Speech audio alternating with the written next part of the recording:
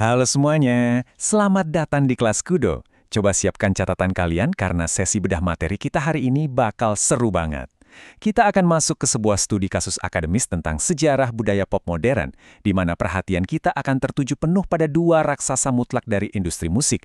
Kita akan menganalisis secara imparsial dan objektif kebangkitan paralel dari dua grup mega ini, BTS dan Blackpink.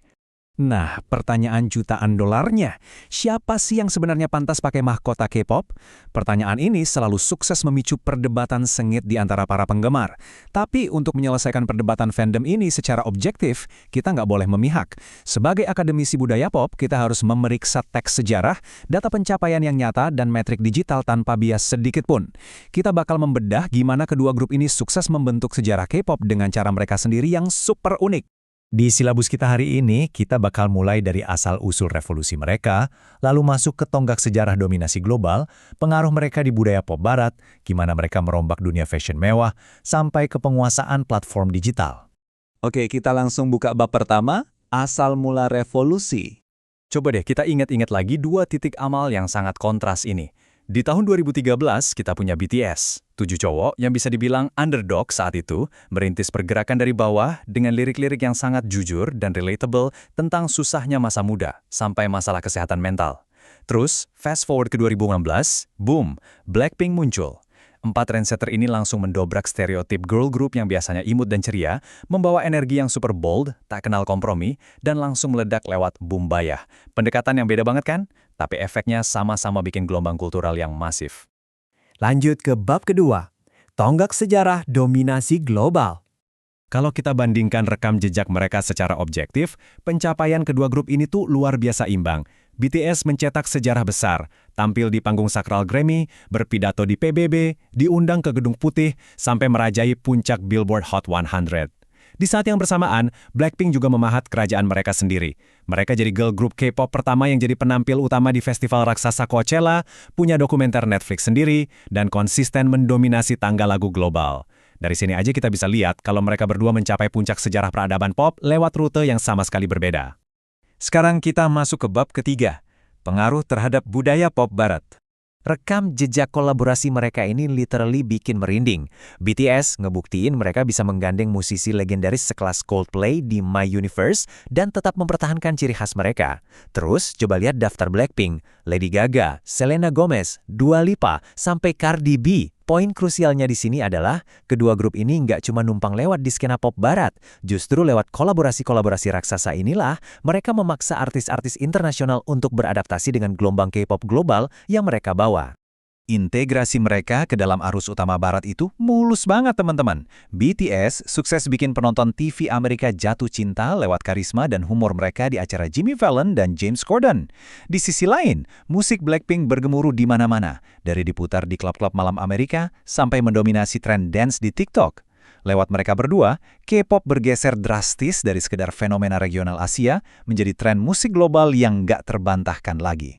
Oke, mari kita buka bab keempat, mendefinisikan ulang branding fashion mewah. Nah, mari kita bedah sedikit soal konsep brand ambassador ini. Secara tradisional, rumah mode Eropa itu punya kriteria yang sangat kaku soal siapa yang pantas jadi wajah mereka.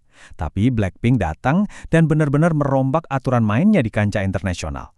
Mereka membuktikan kalau identitas sebuah girl group K-pop itu bisa banget disandingkan dengan high fashion atau kemewahan tingkat tinggi. Bayangkan saja peta kekuatan fashion mereka ini. Jennie dengan Chanel, Lisa bersama Celine dan Bulgari, Jisoo sebagai wajahnya Dior, serta Rose yang mewakili Saint Laurent dan Tiffany & Co.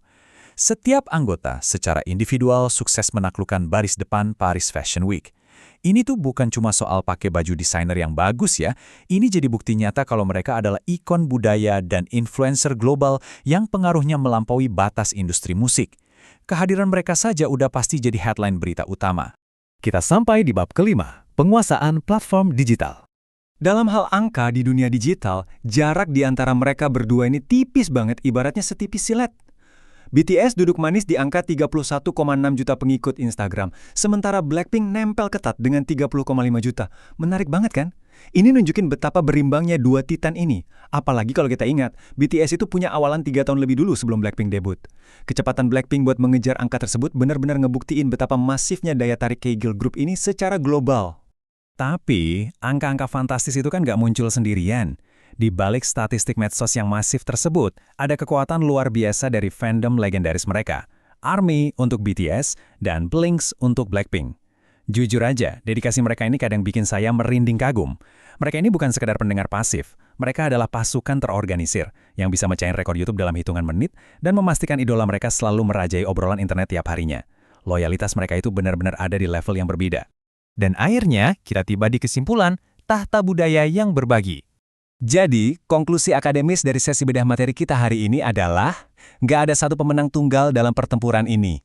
BTS dan Blackpink itu mendominasi arena yang berbeda, sama-sama bergelar bangsawan K-pop yang udah mencahin rekor global dan mengubah lanskap musik dunia. Mereka ini legenda yang secara kolaboratif sukses mengangkat K-pop jadi kekuatan superpower global. Mengklaim yang satu lebih hebat dari yang lain itu rasanya mustahil, karena mereka berdua sama-sama pantas memakai mahkota tersebut. Nah, sebelum kelas kita selesai, saya mau kalian merenungkan lagi semua data yang baru aja kita analisis. Nggak ada jawaban yang salah di sini, ini cuma soal koneksi personal kalian. Coba kasih tahu saya di kolom komentar, di antara para raja yang membuka jalan dan ratu yang revolusioner ini, siapa sih raksasa global yang pada akhirnya sukses memenangkan hati kalian? Terima kasih ya udah semangat banget gabung di kelas hari ini, dan sampai jumpa di bedah materi kita selanjutnya.